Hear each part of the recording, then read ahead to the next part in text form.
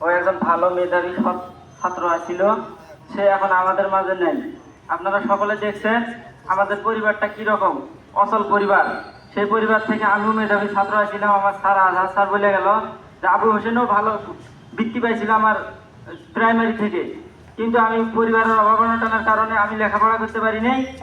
আমার ছোট ভাইয়ের খুব ইচ্ছা ছিল, সে নিজের ইচ্ছায় অনেকটা নিজের ইচ্ছায় সে লেখাপড়া চালাই গেছে। আমাদের মতো ফ্যামিলি থেকে রোকেয়া ভার্সিটির মতো ইউনিভার্সিটিতে লেখাপড়া করা আমাদের কাছে অনেকটা দুঃসাধ্য ব্যাপার। সে 2010 সালে প্রাইমারি পাস করে জাফরপাড়া থেকে, তারপরে সেখান থেকে গিয়ে ভর্তি হয় খালাসপীর উচ্চ বিদ্যালয়ে। সেখান থেকে এসএসসি পাস করে এ+ পেয়ে তার পরবর্তীতে সে রংপুর সরকারি কলেজে ভর্তি হয় ইন্টারে। সেখানেও ভালো রেজাল্ট করার পর ইন্টারে পাস করার পর তারপর তার সংগ্রামী জীবন শুরু হয়। তার আগেও অনেক সংগ্রাম করছে। বাবা অর্থনৈতিকভাবে অসচ্ছল হওয়ার কারণে ওর লেখাপড়ার খরচ ঠিক মতো দিতে পারে না।